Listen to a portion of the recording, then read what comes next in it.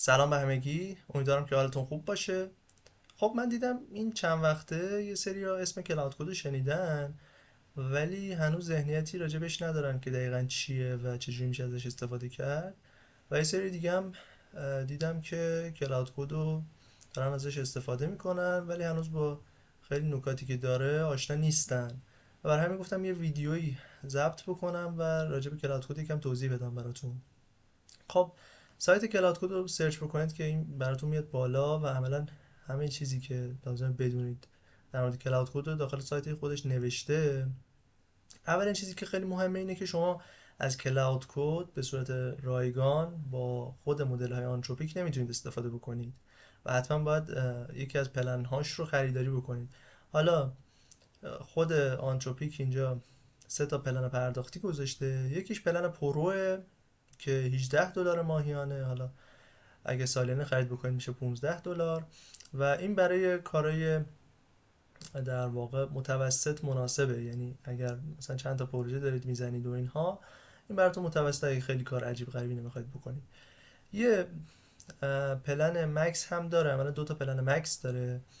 یه پلن مکسش 5 برابر توکن بیشتری بهتون میده برای استفاده نسبت به مدل پلن پرو و عملا محدودیت توکنتون کمتره دیگه. یه پلن مکس دیگه هم داره که اینجا 20 برابر توکن میده نسبت به پلن پرو و خب خیلی دیگه محدودیتتون کمتر میشه، چون اینا یه محدودیت در واقع استفاده از توکن دارن. یعنی به شما ممکنه به لیمیت بخورید اگر خیلی ازش استفاده بکنید. و خب من پیشنهاد میکنم که اگر اولین بار میخواید استفاده بکنید از کلاود کد، همین پلن پرو رو خریداری بکنید و همین به نظرم برای 90% افراد مناسبه پلن پرو. خب حالا ببینیم چه جوری میشه از کلاود کد استفاده کرد. از کلاود کد به چند طریق میشه استفاده کرد. یکیش اینه که خود اپ کلاود رو نصب بکنید و داخل اپ کلاود ازش استفاده بکنید. یکیش اینه که داخل ترمینال ازش استفاده بکنید و عملا توی ترمینال باش کار بکنید. و یه روش استفاده دیگه هم اینه که داخل ادیتورها بیاید اکستنشن کلاود کد رو نصب بکنید و داخل ادیتور مختلف ازش استفاده بکنید که من با این روش سوم اوکی‌ترم و اینو بیشتر دوست دارم. یعنی شما میتونید مثلا داخل وی اس کد، داخل مثلا بخش اکستنشناش برید کلاود کد رو سرچ بکنید. اولین اکستنشنی که میاد بالا و تیک داره عملا اکستنشن کلاود کد اورجیناله، رانتروپیکه و میتونید نصبش بکنید و ازش استفاده بکنید. یه چت اینترفیس براتون اینجوری به این شکل عملا ایجاد میشه و حالا میخوام راجع به این اینترفیس کم براتون توضیح بدم و اینکه چه قابلیت ها و ویژگی هایی داره.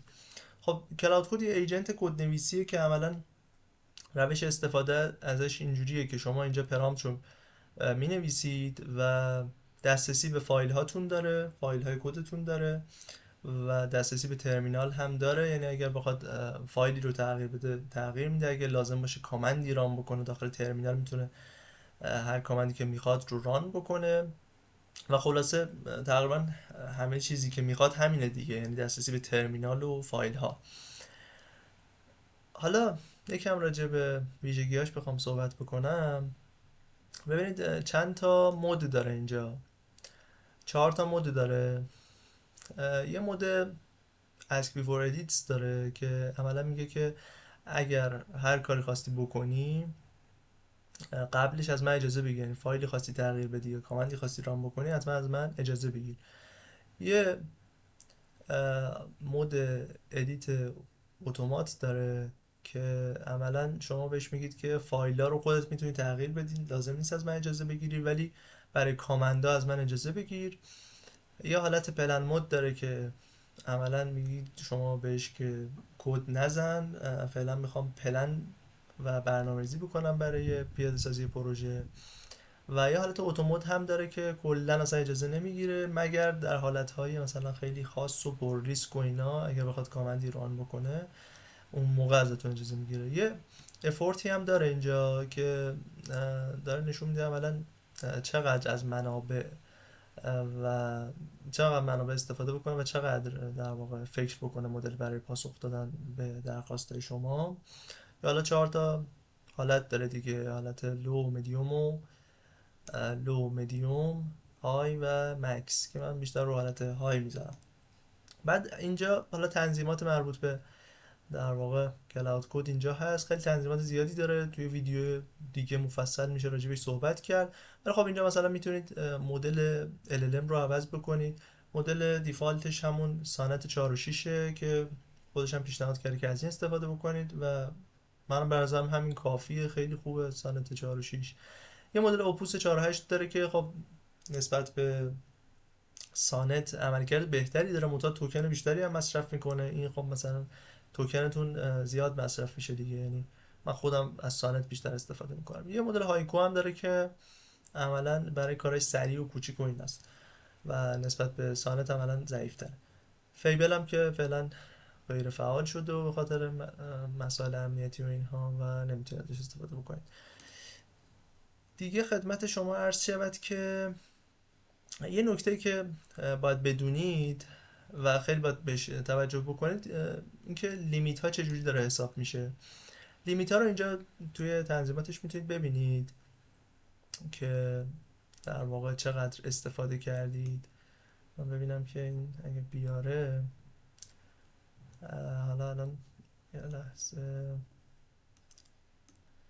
اینجا حالا فیلتر شکن وصل نمیشه که بهتون نشون بدم دقیقا چند درصد من استفاده کردم، ولی یه لیمیت در واقع سشن داره، یعنی هر 5 ساعت یک بار اون ریست میشه و اگر خب مثلا 5 ساعت یه تک استفاده بکنید ممکنه به لیمیت سشن بخورید عملا و بعد 5 ساعت هم خب ریست میشه، دوباره از صفر شروع میشه.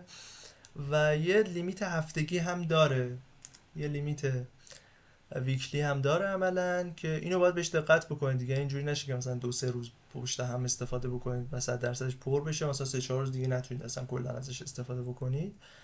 ولی خب مثلا استفاده نرمالی ازش داشته باشید، خیلی کار عجیب غریبی انجام ندید، معمولا به لیمیت نمیخورید توی حالت پرو. و همین، حالا این مهمترین نکاتی که لازم بود در مورد کلاود کد بدونید. ما یه کامیونیتی کلاود فارسی هم داریم داخل تلگرام که اونجا حالا محتوای بیشتری منتشر میکنیم دیگه راجع به کلاود کد و اینا. افراد زیادی هم هستن راجع به تجربه هاشون در واقع صحبت میکنم، با بقیه به اشتراک میذارم. من لینکش رو داخل کپشن میذارم، اگر خواستید داخل گروه تلگرام هم عضو بشید. امیدوارم که براتون مفید بوده باشه.